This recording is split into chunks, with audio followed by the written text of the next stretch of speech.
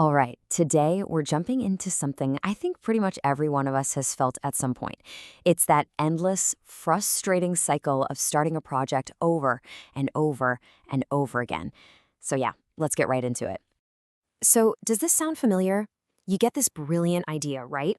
Could be a new business, a novel, a piece of code, whatever. You're so energized. You start out super strong, and then, something just feels a little off. Maybe the structure isn't quite right, or you get this sudden new insight, and you think, you know what? The only way forward is to just scrap it, start fresh. And boom, that's the trap. It's this feeling that perfection is just one more restart away, one more clean slate, and it'll be perfect.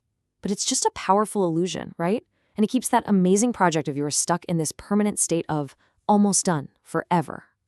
So this whole cycle, it basically locks us into what you could call the never-ending beginning. And the crazy part is, it feels productive. It feels exciting. But it's this phase that we just can't seem to break out of to actually, get to the finish line. Now, the material we're digging into today has a great name for this. It calls this pattern a cognitive monster. And I love this idea because what it does is it externalizes the problem. It's not you. It's not some personal flaw or a lack of discipline. It's a specific, recognizable pattern, a loop, that our brains just get stuck in. And, just like in any good monster movie, the first step to beating the beast is to give it a name. So let's meet our monster, the Reboot Loop. And its whole game is actually pretty simple. It tricks you into hitting the restart button right at that moment where the fun, easy brainstorming part ends and the hard, messy work of actually finishing begins. It wants you to believe that starting over is progress, when really it's the exact opposite. Okay, so why is this loop so dang powerful? What makes it so hard to break? Well, to figure that out, we've got to look under the hood. Let's dissect this thing and see what really makes it tick. This really gets to the heart of it. It's what's called a competency trap. Think about it. We are amazing at beginnings. The brainstorming, the outlining, that incredible rush of a new idea. We feel like geniuses, right? But the middle? The middle is a grind. You have to tolerate things not being perfect. You have to do the boring stuff, and suddenly we don't feel so smart anymore. Our sense of competency just tanks. So what do? We run right back to the beginning where we feel powerful and in control again. Now, this monster, the Reboot Loop, it has some signature moves. These are the clever little stories it tells us to justify hitting restart. I bet some of these are going to sound familiar. You've got the insight pivot, where you suddenly realize, oh, the real problem is something else. I have to restructure everything. Or the framework upgrade. Hey, I found a much better tool. Let me just move everything over. And my personal favorite, the sunk cost reframe, where you tell yourself, oh, it wasn't wasted time. It was all just learning. Now I can do it right. So here's the absolute key takeaway. The Reboot Loop is a master of illusion. All that stuff, reorganizing your notes, moving to a shiny new app, rewriting your code from scratch, it feels so productive, doesn't it? But really, it's just a super sophisticated way to procrastinate. It's an escape from the uncomfortable but totally necessary work of just getting it done.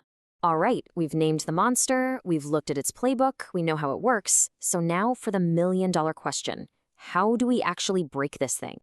Okay, now this is fascinating because it basically flips a lot of the usual advice on its head. See those skull and crossbones? The classic advice, just push through it, more discipline. That stuff often backfires. It just makes you hate the project more, which makes you want to reboot even harder. And what about adding more structure? Well, that just feels like progress, but it's actually one of the monster's favorite tricks. No, the things that actually work are way more subtle. It's about shipping something tiny and reframing what done even means, thinking of it as just version 0.1. And this all points to a really big shift in thinking. Getting things done, or shipping, as they say, it's not really about willpower or gritting your teeth. It's a skill. It's a muscle. And like any muscle, it's something you can actually train and make stronger over time. So how do you train that muscle? It's like a workout plan, and here are 3 simple steps. Step 1, define a version 0.1.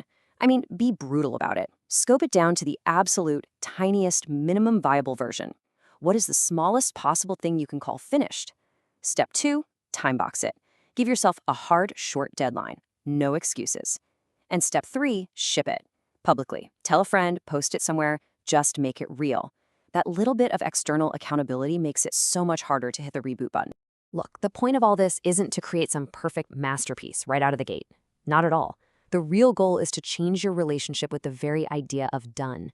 You're basically retraining your brain. You're teaching it that finishing is not this scary, impossible thing. It's achievable, and you're building up that completion muscle, one small, tiny win at a time. So let's leave it with this thought. Getting stuck in the reboot loop, it doesn't mean your project is wrong. It doesn't mean you're on the wrong path. All it really means is that for you, right now, completion feels uncomfortable. Maybe it even feels a little threatening. And the way out isn't to search for that one perfect project that will be easy to finish. The real solution is to practice finishing on a small scale. Ship small over and over again until the very act of finishing starts to feel, well, survivable. So the real question is, what tiny thing could you ship today?